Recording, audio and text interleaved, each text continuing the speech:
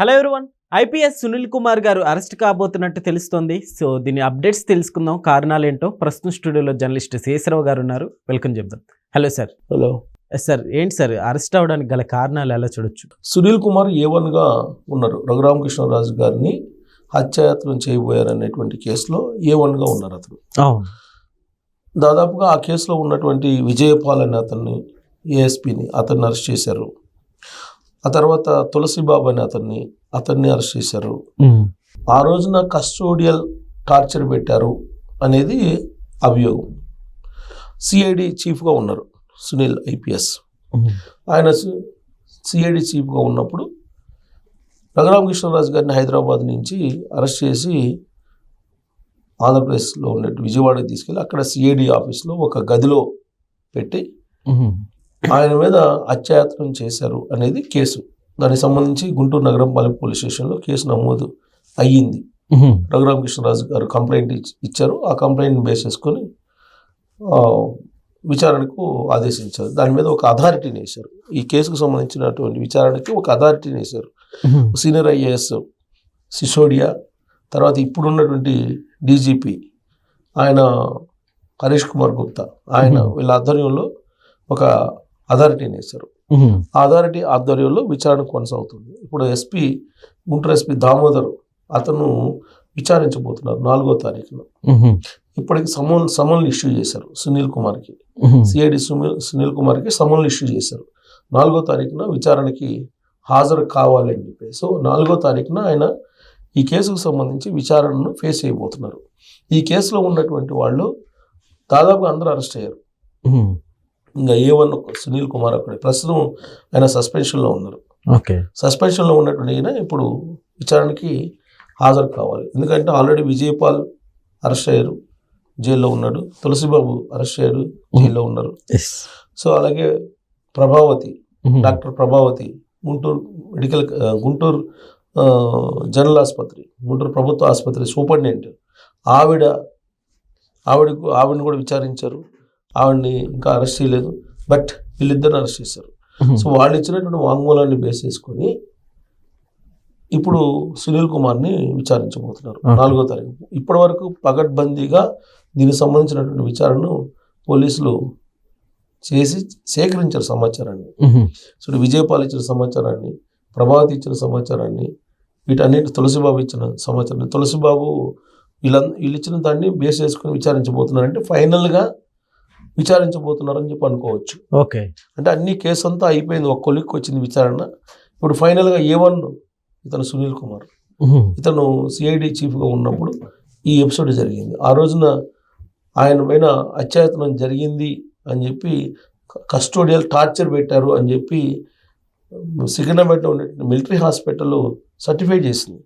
కానీ గుంటూరు ప్రభుత్వ ఆసుపత్రిలో ఉండే సూపరింటెండెంట్ మాత్రం 3rd డిగ్రీ ప్రయోగించలేదు, కస్టోడియల్ టార్చర్ జరగలేదని చెప్పేసి ఇచ్చారు. దాన్ని సవాల్ చేస్తూ రఘురామకృష్ణరాజు గారు ఈ సికింద్రాబాద్లో మిలిటరీ హాస్పిటల్కి కోరితే, అప్పుడు వాళ్ళు ఇచ్చినటువంటి సర్టిఫికేట్ ఏంటంటే ఈయన మీద కస్టోడియల్ టార్చర్ జరిగింది, ఈయన 3rd డిగ్రీ ప్రయోగించారు అనేది సర్టిఫికేట్ ఇచ్చారు.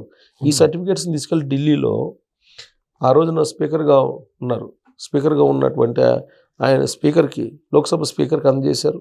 అలాగే ఆయన హైకోర్టు నుంచి సుప్రీంకోర్టు దాకా న్యాయ పోరాటం చేస్తూనే ఉన్నారు. రఘురామకృష్ణరాజు గారు ఇవాళకు కూడా ఈ కేసుని విచారణని ఏకాంతం చేయండి, ఎవరైతే అత్యాచారం చేశారో వాళ్ళ మీద శిక్ష వేయాలి అని చెప్పేసి ఆ సెక్షన్స్ ఏవైతే నమోదు చేశారో ఆ కేసుకు సంబంధించి వాటిలో నాన్ బెయిలబుల్ సెక్షన్స్ ఉన్నాయి, బెయిలబుల్ సెక్షన్స్ కూడా ఉన్నాయి.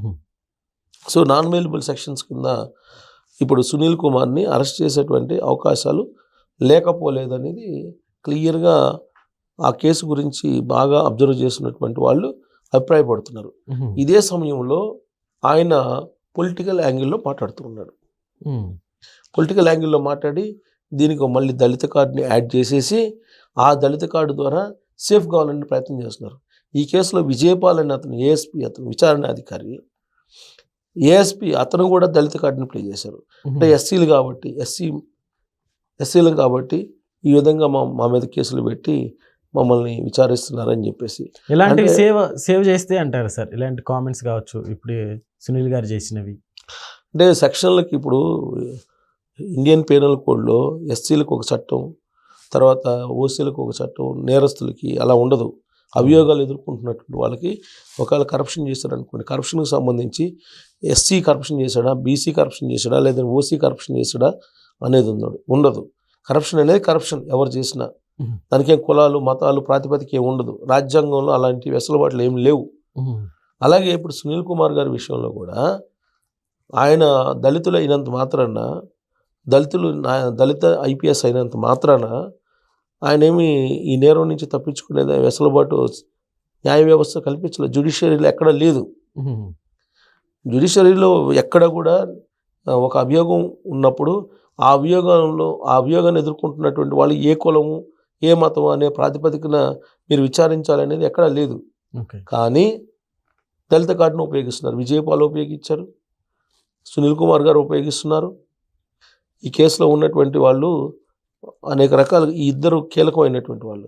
వీళ్ళు దళిత కార్డును ఉపయోగించేసి ఇప్పుడున్నటువంటి ప్రభుత్వాన్ని ఏదో ఒక రకమైనటువంటి బదనాం చేయడం ద్వారా ఈ కేసు విచారణని స్లోగా చేయాలి, లేదంటే అరెస్ట్ నుంచి తప్పించుకోవాలనేటువంటి ఒక ప్రయత్నం జరుగుతున్నట్టు ఆయన మాటల ద్వారా అర్థమవుతుంది.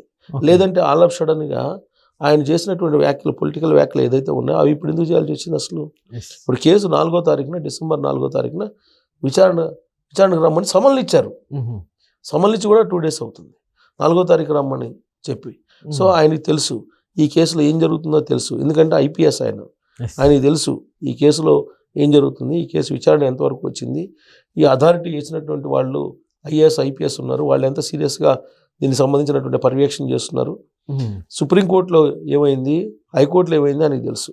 ఇప్పుడు ఆల్రెడీ సునీల్ కుమార్ మీద చర్యలు తీసుకోమని చెప్పేసి గతంలోనే సుప్రీంకోర్టు కేంద్ర ప్రభుత్వం కూడా చెప్పింది.